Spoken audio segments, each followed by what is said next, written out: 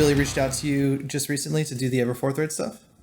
So basically, he hit me up to do like he said like, yo, we have this one section where the drums are doing something different than what the program bass is doing. And he's like, can you re-record this one section? And I was like, yeah. So like an hour later, I just sent it back to him. And he's like, yeah, here's like the whole record. Like, let me know if there's anything else you want to like re-record. And I'm like, how about all of it? Yeah, like I could just do all, like, you want to just do that? And yeah. Yeah. So Omar, I don't know if you even know, but Jacob's doing, by the way, Jacob or Jake? Jacob. Jacob's doing all the bass for the new Ever Forthright music. I think most of it anyway. I don't know. I've just kind of just been like finishing a song and then messaging him and then just being like, hey, do you guys got another one? You know, like, is there anything else?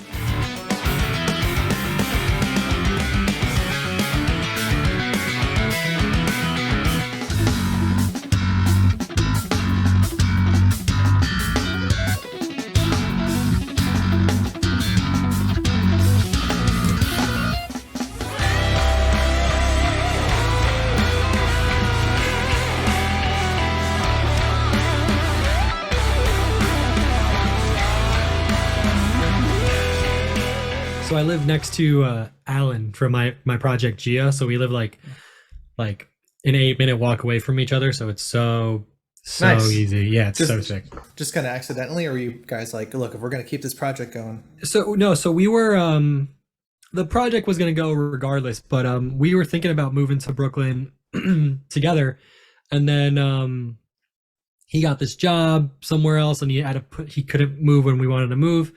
And then he met a girl and some worked out, and then they moved to Bushwick. And then I also wanted to move here, and some of my friends also wanted to move here. So we found a spot, and the place that I found was like coincidentally like a 5 to 8 minute walk away, which is sick. Yeah, sweet. So where are you guys writing and tracking stuff? Like your own apartments? Yeah, so the Gia stuff was written, like all the songs on this 4-song EP were done during like COVID. So like 2020, Alan and I would either like do remote stuff or I would like get together and we'd like sit 20 feet apart and just like write on like the couch and stuff in one of our places.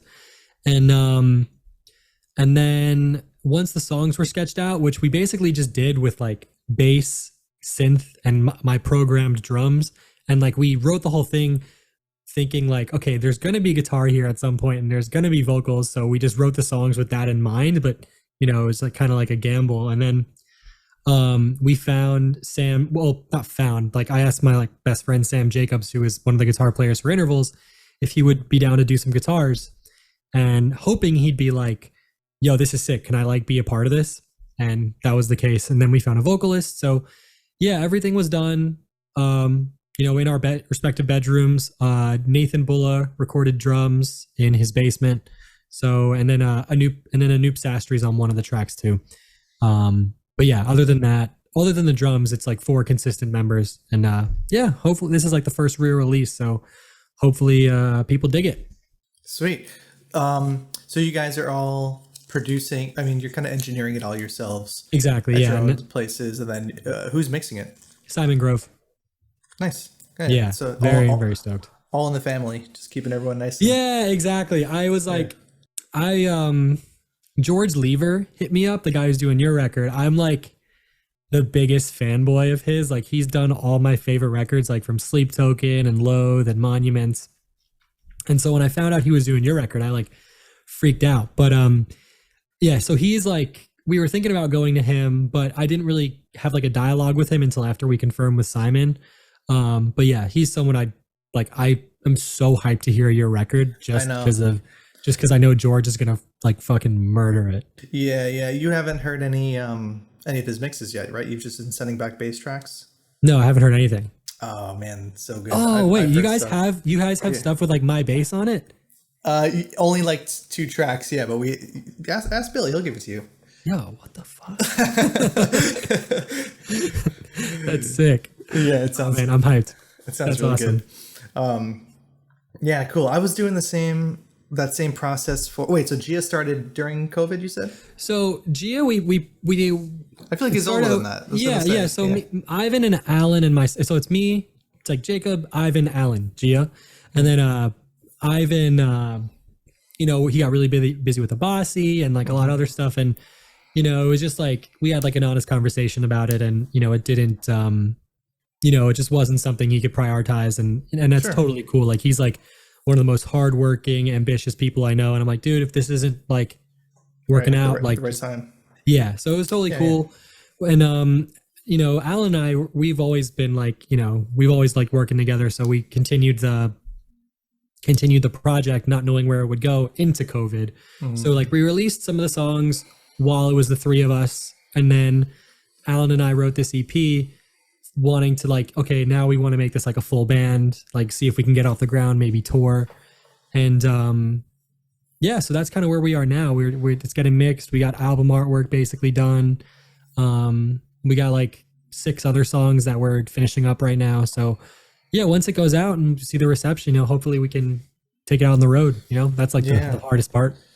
Yeah. I mean, something I wanted to ask you. I wanted, I don't know, maybe now or later, but just like how does touring even fit into all this stuff now? Because I find it, I'm kind of like just starting to get my gears turning after a couple of years. I don't, I went back to school and I was trying to figure out a way to make money that didn't involve music. And then during COVID, actually just before COVID, I started writing again, which was the birth of that group, Noah. At first it was Noah. Right? Yeah, now it's the Noah Band because cool. I had to kind of rebrand it because just Noah on its own, it turns out there's like 8,000 artists in South America called Noah. So I was like, you know what? I gotta throw some more words. Throw some more words in here. So now it's the Noah Band. That's cool. I kind of engineered everything myself from home, sent it to Adam Bentley from Arc Echo to mix, and it came out great.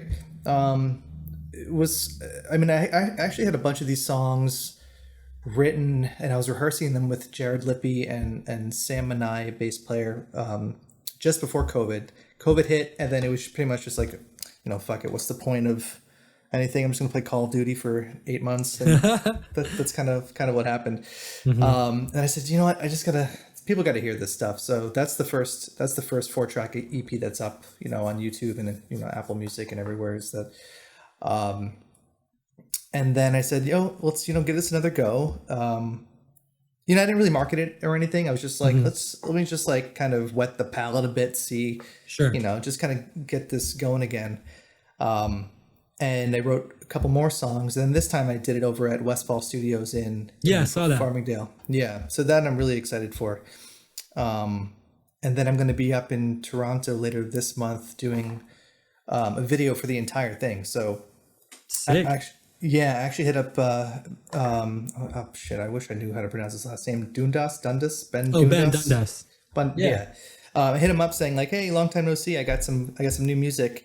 Wanted to know if you would want to do like a video for one of the tracks. I sent him the music and he was like, you know what, why don't we do like a music video for the entire EP? Like if you tell me the song structure, like the song order, we could do like a continuation music video of the entire EP. That's sick. So that's the plan is, and it's pretty cool. I don't think I've ever seen anything like that where, I can drop the first single and it'll be the music video. I'll drop the second one a couple weeks later and it'll be a continuation of the music video. And then by the time the last one comes out, it's just this long epic, like that's sick. Video thing.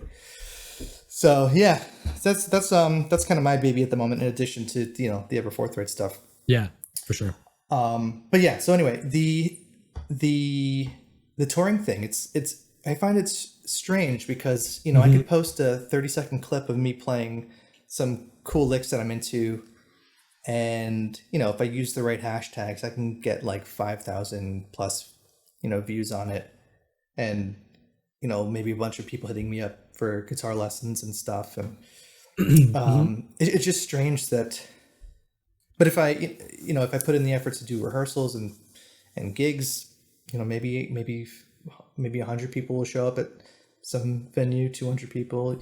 It's strange. I mean, obviously that's where like the love is and the passion is. It's playing your music in front of in front of people. But Mm-hmm.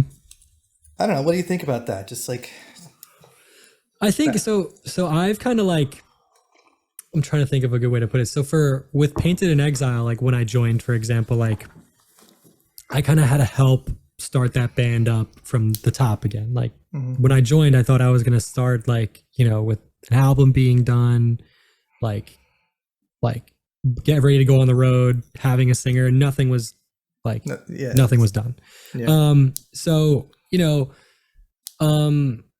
it was cool because I kind of, I didn't just jump into something that was already running, right? There was like, we had to write a record. We had to get the money together. We had to, we toured, we roughed it. And, you're playing bass on the second one, entirely on the second one? Yeah. So I joined in like, after Revitalize. I was like a kid when Revitalize came out. I was like in like middle school or high school. Yeah. So from there it was like, it wasn't like, a profitable business, and I was a kid. I didn't know. I just wanted to get out and play and like write music with my friends, which was awesome. But for the intervals thing, I met Aaron through the Painted in Exile guys, and so when I joined intervals, I fully knew that like that's Aaron's project. It's him. Like everybody, business wise, is just a hired gun, right? But it's that's my band. That's my group too. I want exactly. Yeah, so when I joined, I kind of I was didn't have like a big name in the bass world or anything like that. But when I joined, I kind of went into it knowing like, okay, cool. Like after the first tour, after I saw like just experience that, I was like, okay, cool. I think I could like this build my thing. Build my own brand from this, right? So that's where like the touring thing was cool because it's like, money on tour, when you're at this level, it's whatever, it's cool. But the whole thing was like, if I tour more, it's more exposure for me. And then it's like my favorite thing to do in the world. But in terms of like making a living, what I mainly do when I'm home is I teach, I do records. I have my plugin. I make videos for companies, right? So it's all I do is music, which is awesome. You keep your eyes and ears open for whatever the heck. Yeah, exactly. So it's always a hustle, but it's awesome because I get to do music every day. But it all stemmed from like, going out on tour and like, like that's where, I met, I was on tour, went to NAMM, a lot of people, networking. Yeah, exactly. Met the Dingwall guys. They hooked it up. I built a relationship with them from there. I, got hooked up with Dark Glass, and then, you start getting, hired to do videos for them and, Neural DSP. And then the teaching thing happened. And it's all just stemmed from me just putting myself out there and touring and like, because again, like touring and doing the session thing, if you're not, there is some really good paying gigs out there. But, it's like, for me, the way I viewed touring was like, one, it's my favorite thing to do in the world. But I use it as a way to kind of like build my brand. I hate saying that, but build my brand. That's what it is. Yeah. So I could do music and like, do something I love when I'm not touring, Yeah. A couple things, there's a saying, the harder you work, the luckier you get. I believe that. I haven't actually never heard that. That's great. You've never heard that one? And no, but last thing I'll say is like with Aaron and like that camp, like they, like we're on like a bus, we're living like on the road as nice as we can. Like that, like him and his management, they all treat everybody amazingly, and we're not roughing it by any means. It's just like, when you're on tour for 5 months out of the year and then you're home, you got to figure out how you're actually going to live. Like that was my thing after I graduated from music school. I was like, all right, cool. I'm going to tour for like half the year and then what? So that's kind of what I used, like what I thought was like, okay, cool. This is going to be something really great and I can build off of this, but this intervals thing isn't going to be like what, like the only thing I want to rely on. Yeah. For sanity's sake too, right? You want to kind of change up what you're working on and different projects and stuff. Yeah. The other thing I was going to mention was, you want to find ways to make money while you sleep.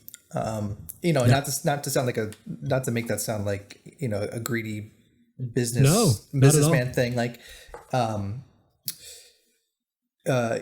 you want digital stuff to sell. You want, I've put out, it's been out for a few years now, just a PDF ebook called Playing Anything from Anywhere, that people still pick up. Every time I post something on Instagram, there's like some new person that comes along and says, I've never heard of you before. You got something like material I can check out? Yeah. And I have to point them to that book, which is like 80 pages of different fingerings and arpeggios and stuff. That's sick. Yeah. I mean, that's great. The whole passive income thing is like, it's a big piece. You can't expect to like just go somewhere for, like you said, when you're on tour, that's, a pretty reliable source of income for X amount of time. But when you're back, you need something that's kind of in the ether, already kind of generating something for you. I mean, and this podcast too is another thing for me and whoever else I feel like kind of bringing on here. It's, just another piece of the puzzle, another part of the brand, just kind of piecing everything together. And it becomes easier what you should and shouldn't do the more you do it. Yeah, that makes sense.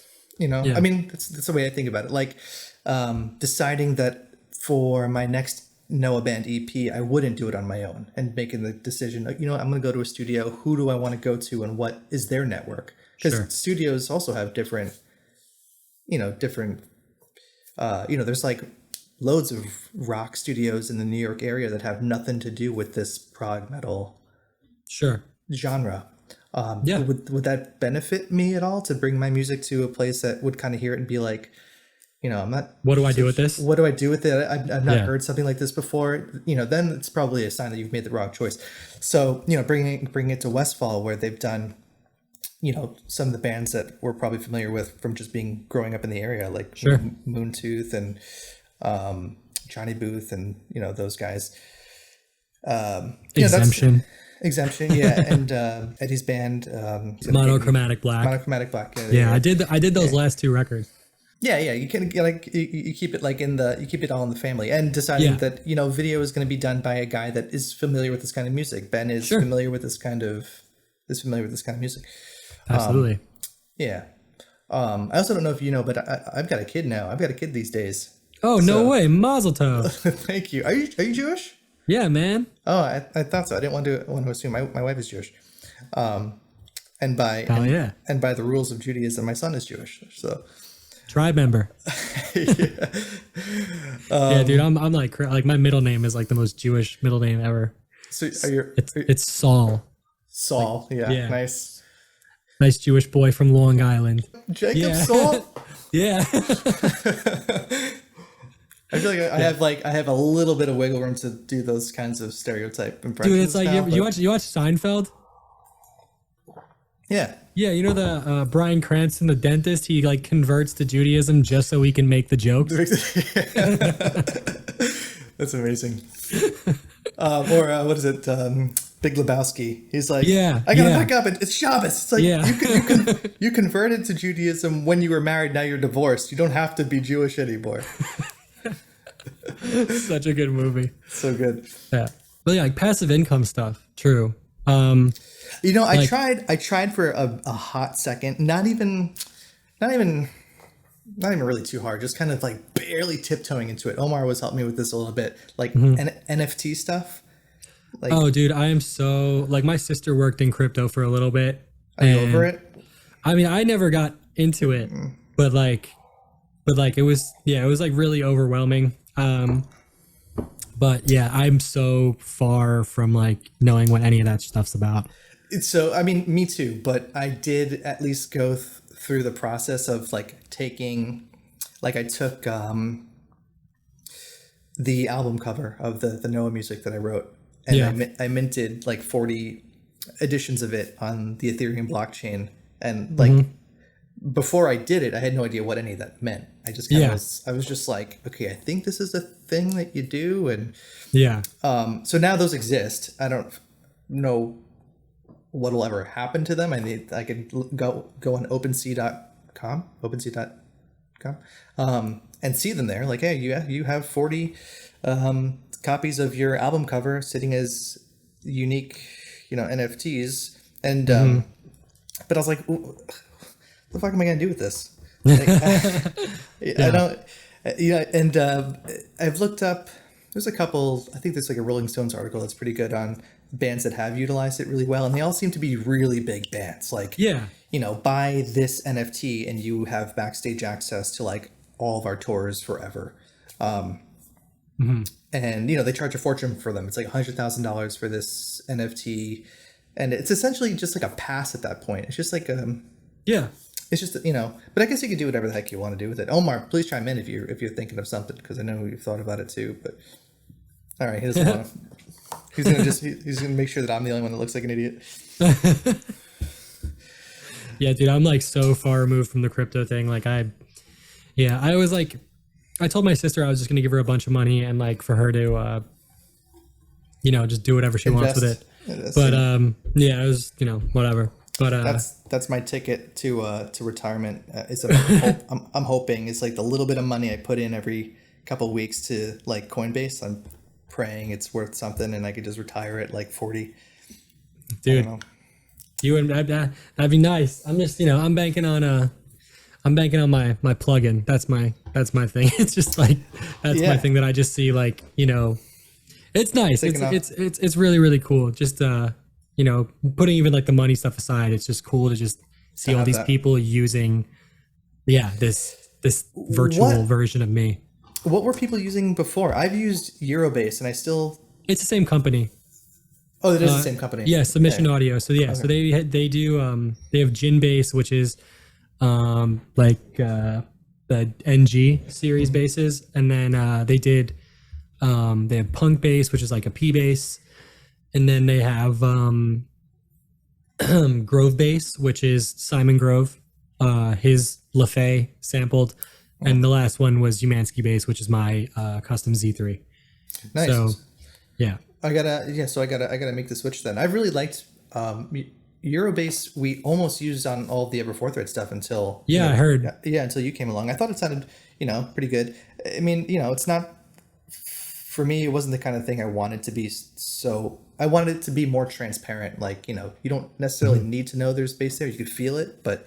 Yeah, that's kind of what that's where that's kind of where I was just like if you guys get me on the record, it's like gonna be like there's gonna be bass there, and it's gonna sound like bass. Yeah, and I've always like people are gonna probably be like, oh come on, you hate me for saying this, but like part of me with this kind of music has felt for some time that bass feels good to be on the music, but it doesn't for this kind of music. It doesn't need to be as in your face or as it doesn't have to be as forefront as the guitars. But my tune has changed since you sent over some tracks. I was honestly like, dude, these songs are this sounds like a band now. It doesn't sound like guitar riffs. This sounds like a band. Thank you. Yeah, I know. I really mean it. I mean it. Bill sent me like this thing. I forgot what it was, like a screenshot of one of your conversations, and it was so funny. It was like, who knew bass was actually important, or something like that. I was like, I was really stoked. He sent you that, man. Can't trust dude, people. It was so funny, and like, no, it was just there's just certain things that like, and you can tell from like the older stuff, because like I was like a big fan of like John's stuff when he was playing with you guys, and like we both played that like Monk bass, the Clifford Roy basses, like we both played those. Yeah. And like I remember, I think I was probably those could have been something. Anyway, I'm sorry. Yeah, I could go into that guy in a sec, but like I think I was like 16 or 17 when I saw like John playing like the Clifford Roy bass to like I think it was like Little Albert Experiment or something like that. Shit, yeah. And it was like he had just like this super fat, non-distorted bass tone, and it worked really really well for what you guys were doing. But it was just like, you listen to the record and it's like it's not like it's like what you said. It's not really. It's just kind of there. You feel it. Yeah. But if it turned off, you'd be like, oh, this is missing. My thing that I like when it comes to like this kind of music or, you know, metal, or when anyone kind of makes that argument, I just like, you just listen to Meshuggah. If you take the bass, like everyone's like, oh, it's 8-string guitars, it's so fucking heavy. Yeah. And then if you take out the bass, it's nothing. You got fucking nothing. It's really true. Like, and also I've not engineered my own stuff really ever until this Noah music. Going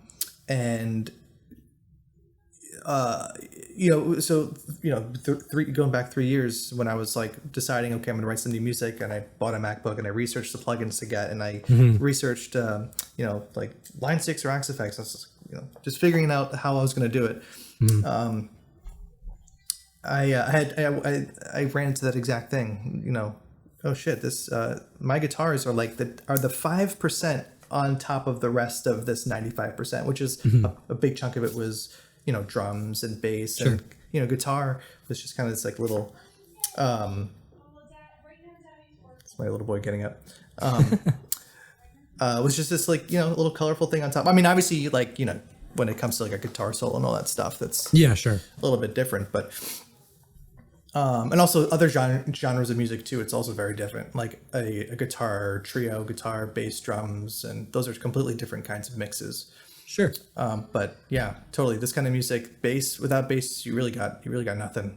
I mean, I was just like, when I think the first song I tracked was the Technoflux. Is that what it's called? Technoflux, yeah. Yeah. I was, that song is like probably 12, 13 years old. Jeez. Yeah. Dang. So I was like 14 when you wrote that. That's crazy. Yeah, so like when you guys sent me that, like there was the bass, and it was, I think it might have been Euro bass and half regular crap bass. I think it's like an Agile 4-string tuned down to a 6-string. Woof. Yeah, so I was like, okay, cool. This is, I guess, kind of similar to what you guys did on the last full length you guys did. What was that? Origin of Escape? What was the name of the? No, Lost in Our Escape. Lost in Our Escape. Yeah. Yeah. So I was like, okay, this is kind of similar to that, maybe.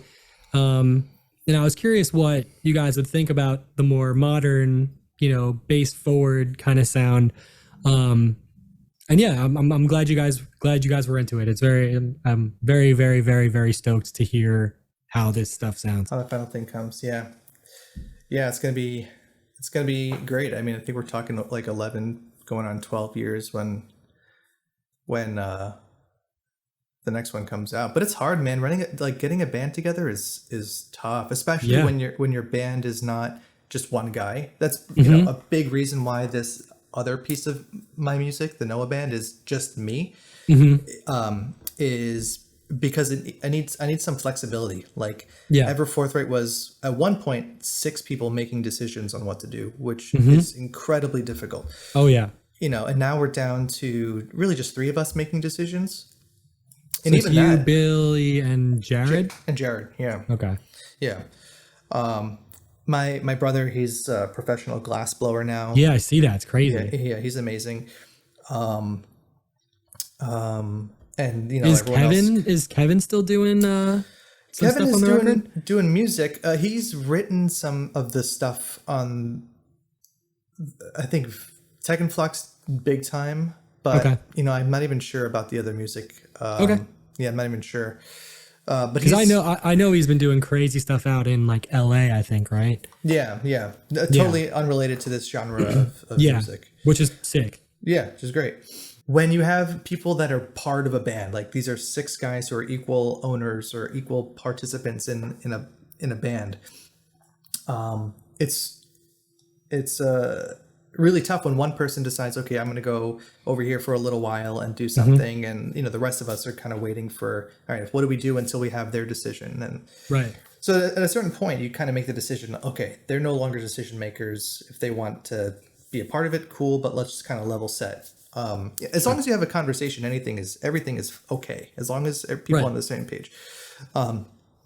So yeah, but now we're down to three decision makers, and but even that is still quite a bit. Sure. Yeah. I mean, how do you guys do it with Gia? So up until maybe 6 months ago, before we got everybody, it was just me and Alan, just kind of, but and yeah, it was me and Alan just basically writing everything. And I think what, like, the space we're in now, so we have our singer, we got Sam on guitar, Alan, and then we can find a drummer. Like, Nathan is like my best bud, and if I need it, and if he wants to tour, if he's free, we can get him. If you want, like, I'll have him probably on basically everything we do. But in terms of, like, a band dynamic, I think it works out because, like, nobody is relying on this to make money. We all have separate, sources of, we all have jobs, or we're all involved in the and most of us are involved in the music industry some way or another. And when it does, and I told the guys, like, look, Alan and I wrote, like, the songs for this EP, but you guys, like, everything you added, like, I view it as equal. So we're going to start out at equal. Everybody's got an equal say, equal shares and everything. And yeah, and that's kind of where we're starting. Like, I want to take it off the ground. I want it to be, successful as, as anything, as like intervals or like that. But,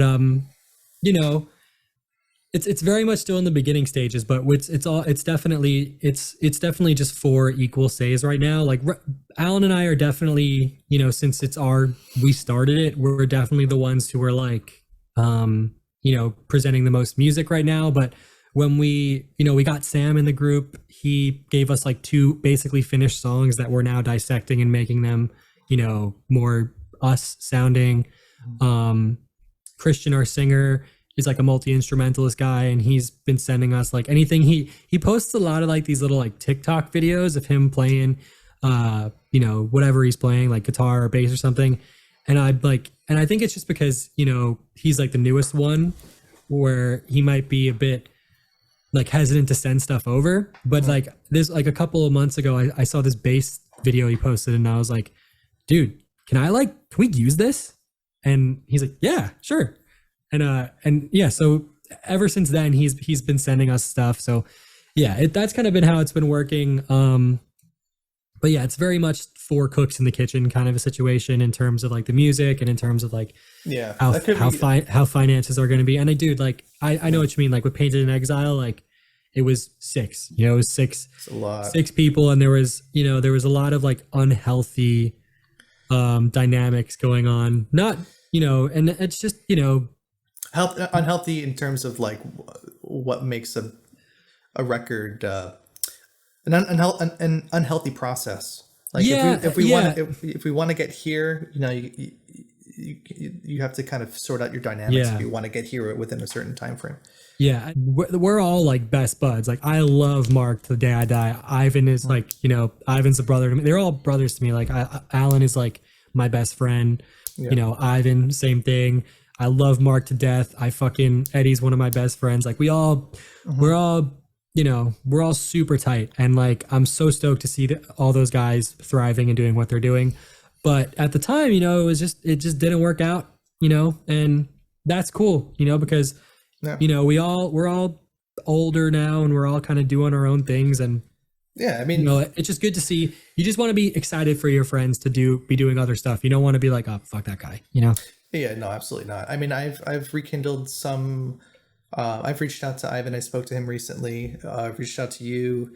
I spoke to Eddie a little bit a couple weeks back. Donnie boy. We call him Donnie. Oh, yeah, you did? I didn't know that. Yeah, Eddie's great. I still got to reach out to Mark. I've been meaning to have him on here as well. Yeah, it's important to keep your friends close, and who wants to be doing this on their own? There's all right, or else you'll end up kind of just being like a bedroom guitar player, bass player, and producing your own stuff, and that's no fun. Especially when you're like me and you spend, like, most of your day at home anyway. Like, I need a reason to get out of the house and talk to somebody, for crying out loud. Yeah. So yeah. But man, isn't it like, what has your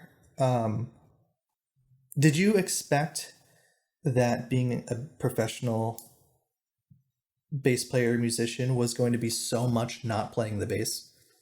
Did you kind of think that, or did you expect it? I mean, to be honest, a lot of it is playing the bass. Oh, like, is it? Yeah. Just for what I do, yeah. But in terms of like, like for what I do for work, it's, recording, teaching, making videos. It's all bass. But in terms of like, how I got to this point, you want to, making relationships with people. It's a big one. No bass involved there. But yeah, the whole like, I don't, heads down, I don't talk to people thing. It doesn't really get you. It doesn't get you very far. And I can be very much like in my own head about stuff and like not just kind of back into a corner sometimes. And like, it was from being at Berkeley where I did that a lot of my time there, which was like not the best thing to do. Sure. Me too. But when I got out of there and I was kind of breaking out of my shell a little bit. And then when it came time for the intervals thing and I saw like, okay, like I gotta seize some of these opportunities, that's when you start to, when you're at NAMM, meet people, shake people's hands, a good handshake with eye contact. Yeah, dude, it was just like, with a lot of these companies, it's just like everyone there is so all the ones that I work with anyway are just so nice and personable that like, it was really, even for me when it was like difficult at the time to like interface with some of those people and like, be in that situation. It was like, everyone was so nice and like welcoming. Yeah. And like, all the companies I work with now, like Dingwall, Dark Glass, Neural DSP, Scott's Bass Lessons. Like I don't really work with them that much, but like I have like somewhat of a relationship with like Groove Gear. I'm trying to think what other ones, like, GGD. They're all like anyone I've talked to in those companies, they're all just sweethearts. And it's, but and that makes building relationships with like a lot easier. But in terms of like your initial question, like I was alluding to more so like, oh, you want to put out an album. Okay. You got to get the branding right, the logo right. You want to get on a tour. You got to send someone like graphical assets and you want to make a video. Like, you want to start doing YouTube content. So you got to learn like Adobe Premiere. Okay. Yeah. So, yeah. That's different. Yeah. Cause basically like I finished recording my parts in like early 2021, I think. No, maybe like summer 2021. And that was when, it was still me, Ivan and Alan, or no, the songs were done then, completely done.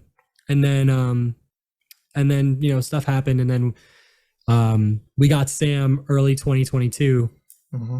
And then once he finished his guitars with my demo bass, I retracked bass and, acknowledged some of the stuff he did on guitar. But after that, my job was done in terms of bass. So yeah, you're right. It's been, months since I've, had to do anything regarding like instrumentally for this EP. But yeah, it's, I had to find an artist. I'm talking to someone to do music videos now. So you might be sitting on beautiful mixes and masters for months before people hear. I mean, I'm expecting any day now some mixes for my new Noah Band EP, and it's a shame. There was a period, going back to those that Ever Forthright 2010, 2011, even 2009 period where you could take an awesome mix and throw it up on MySpace.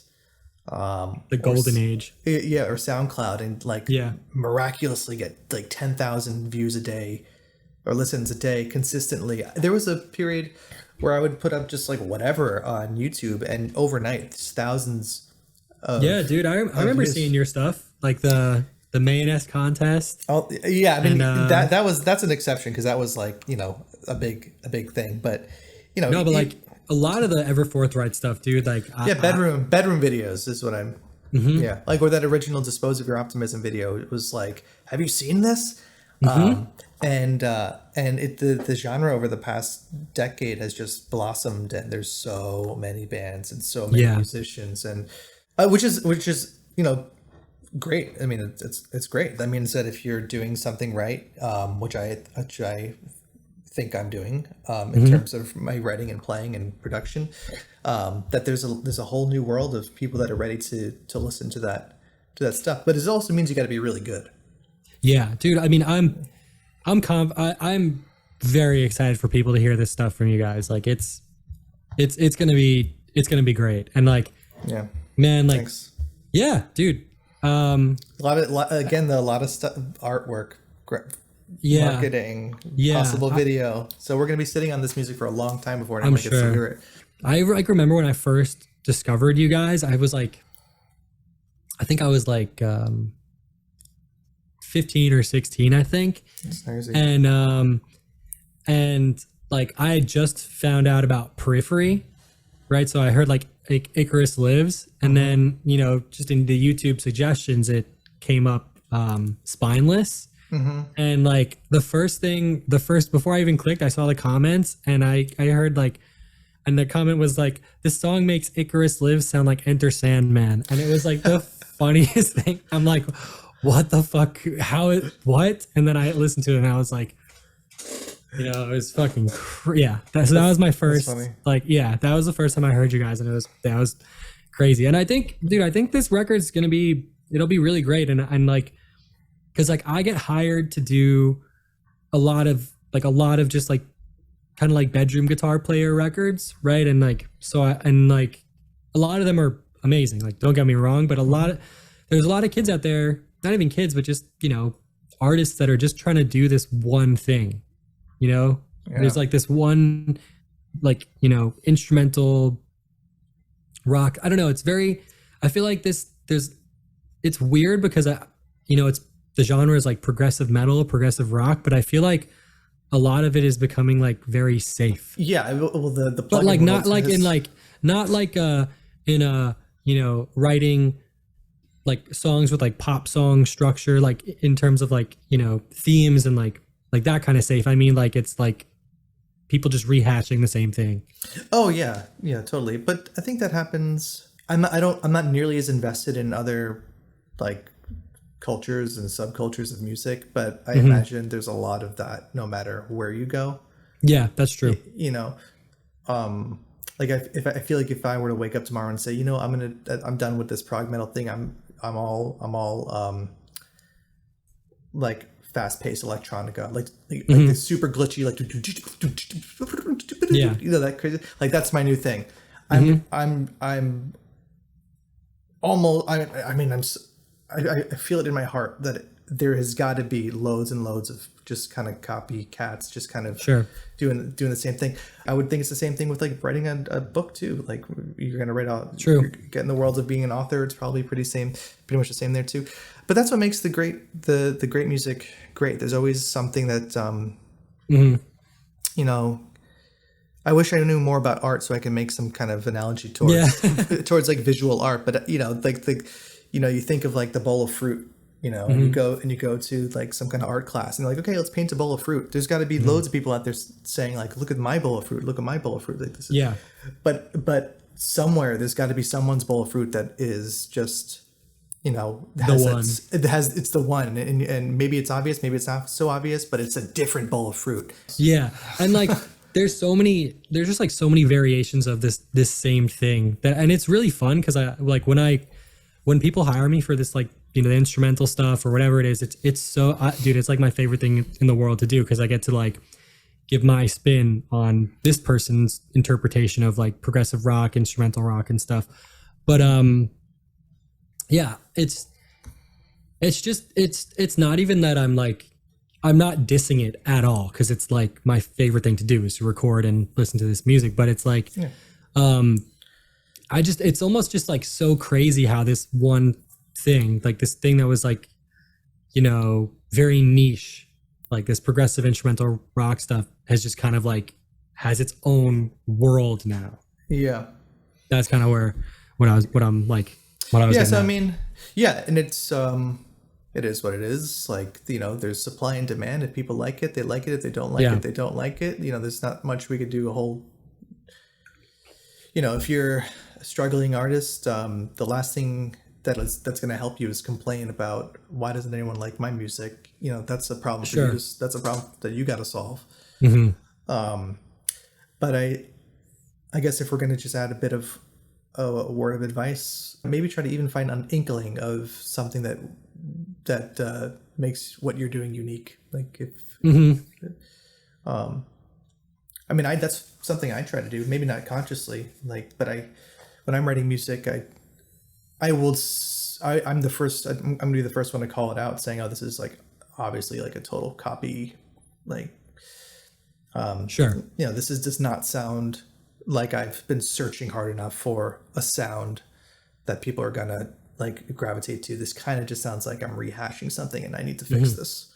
I definitely have those thoughts when I'm writing. Absolutely. Yeah. Same. So what are you listening or practicing? Like, what is, when you get off this podcast, like what are you interested in? Let's see. Could be an album, could be like something you're practicing, could be a whole era of classical music. I don't know. Yeah, I'm trying to think. So let's see. I'm really trying to focus on how to make certain techniques more musical and less like I'm working on this like selective picking thing that you see like guys like Tosin doing. And what I'm trying to get out of is making things like that I write with it sound less like an etude and just more musical. So that's a big thing that I've been working on. That's always challenging because I'm a big fan of practicing and like organizing and writing etudes. And then saying goodbye to your etude is tough. It's just like, it's like I have all these now that I've like gotten okay at the technique, I've got all these shapes that I'm proficient at, and then kind of breaking out of that and making it more of like I don't know, maybe like a riff or a section rather than like this repeating ostinato kind of a thing. So that's something I've been working on quite a bit. And everything else is just like, I don't have that much time to practice. It's like I teach for like 4 hours a day, and then I record for another like 4 or 3 or 4. And then then I'll try to, if I have time or if I'm not completely burnt out, I'll try to write some stuff for Gia or work on other stuff. But like listening to trying to think what I've been listening to. A lot of like, one of my favorite bands to listen to now is Loathe.